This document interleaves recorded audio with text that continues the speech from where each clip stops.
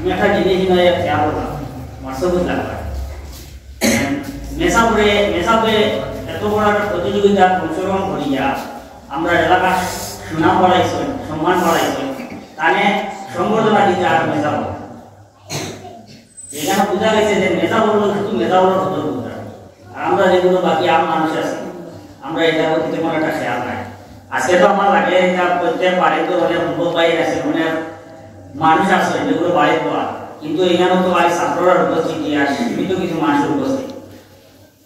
কিন্তু কালকে কিয়ামতের দিন আমরা তো বহুত বড় সার আপনার টাইমটা আমরা একজন মানুষে আমরা নিজরে ব্যস্ত লিয়ে যাওয়া মুশকিল নিজরে, কিন্তু একজন হাফিজ চাপে দর্শন করে লিয়ে যাইবা আলিম হইলে আরো বেশি ভালো আলিম কি উজ্জ্বল না।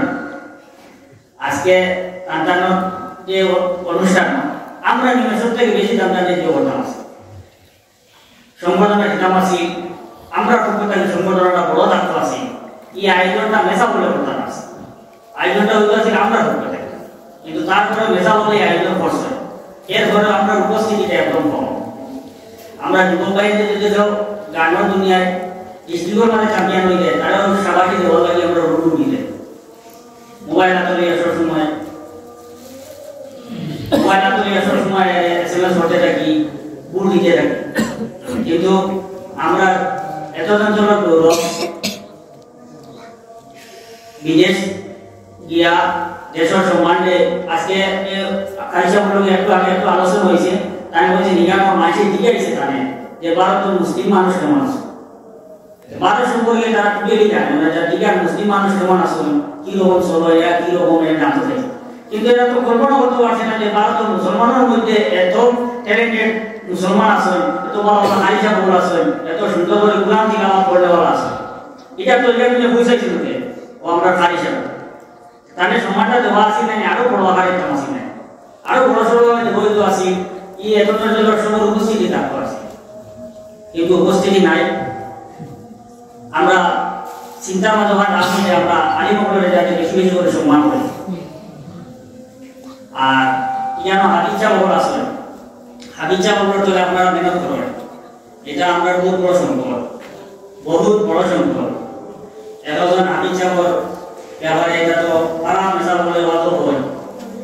আমরা আম মানুষের ব্যাপারে কোনো বর্ণনা নাই, কোনো ইতিহাস নাই, কিচ্ছু নাই। আমরা পরবর্তী জীবন দিলে যাইব, খবর জীবন সম্পর্কে আমরা কতটুকু মর্যাদা করবো এটার কোনো কিছু নাই। কিন্তু হাদিজা বড় ব্যাপারে অনেক কিছু আছে, আলিমগড়ের ব্যাপারে অনেক কিছু আছে। আমরা সারা আলিমগড়ে সম্মান করতাম, ইজ্জত দিতাম, আলিমগড়ের সামনে রাখি আমরা চলতাম, আমরা আলিমগড়ের তাকে একমাত্র চিন্তা করতাম না। আর আজকে আমরা খুব বেশি ভালো লাগছে।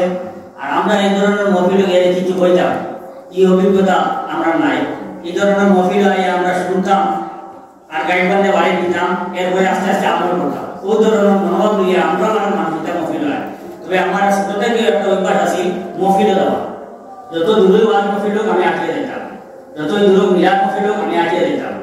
আমার মানে এই বক্তব্য শুনে খুব অভ্যাস আছে ছোট থাকিও, যার কারণে এখনো আমি এই ধরনের প্রোগ্রাম আমার দাওয়াত করলে আমি বিশেষ করে মিস করি না, আমি যাই এই উদ্দেশ্য না যে সবার সামনে গামছা এখন পাইবো আমার আকালে কিংবা সাবাসিক বেরিয়ে উদ্দেশ্য থাকে না।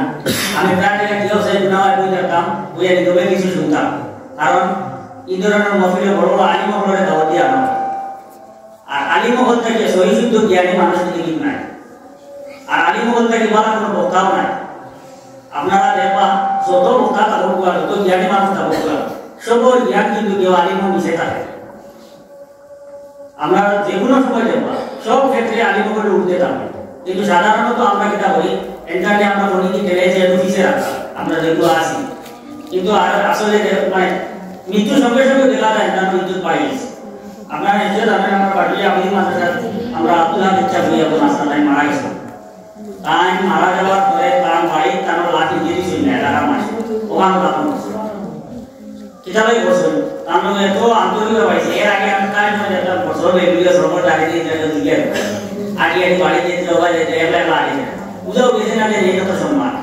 আর যেদিন মারা গেল তাহলে খবর ইয়া দেওয়া হইতো, তারপর জেলাটা করারও দৌড়ান লাগে মানুষ আনবো এসে অন্য তাকে সে করার ভালো করতাম।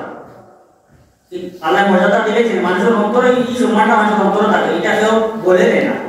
সম্মান দেব এগুলো আল্লাহ মানুষের অন্তর আগে দিলে আপনার মধ্যে সম্মান দেব এগুলো আপনারা বলে মাসে দিত না তখন দেখা গেছে যে আমি চাপা কত সম্মান কত ইজ্জত যার কারণে আমরা মরার বাদে ইজ্জত দিতাম না দুনিয়ায় কাছে থাকলে তাহলে ইজ্জত দিলে কি করবো তার কাছে দোয়া পাই মরার বাদে তো ইজ্জত দিয়া পড়ার পাগলে ইজ্জত দিয়া লাভ নাই দুনিয়ায় থাকতে সময় আজ আমরা সিগারেটটা বাসন হয় তাই ডাক্তার তো কত বুঝি না আর মরিয়ালে আল্লাহ তার যে খায়া দেব দীর্ঘজীবী করো তাই যতদিন থাকবো আমরা দোয়া পাই কিন্তু দুনিয়াতে ব্যবহার করে ইয়া পড়ার একটা দরকার মরে আর মুখ দেখা মরে ভাগ হয়ে লাভ নাই দুনিয়াতে সময় পাইছি তার কাছ থেকে অনেক মূল্যবান কথা পাইব শুনতে পাই চেষ্টা করতাম তখন দ্বারস্থ হয়ে গেছে না লাগিয়া আর আজকে আমার একটু বেশি ভালো লাগছে আর আমরা প্রাপ্য পরিবারের পক্ষ থেকে আপনাদের সকলের ধন্যবাদ দিয়া আর আমাদের মাদ্রাসা আমরা প্রাপ্য পরিবারের পক্ষ থেকে 2000 টাকা দিয়া দেন আপনারা দূরের কাছে আর আপনারা এত যেগুলো আসবেন আপনারা যারা নিয়োগ করেন মাদ্রাসায় গেলে আপনি চিন্তা করতাম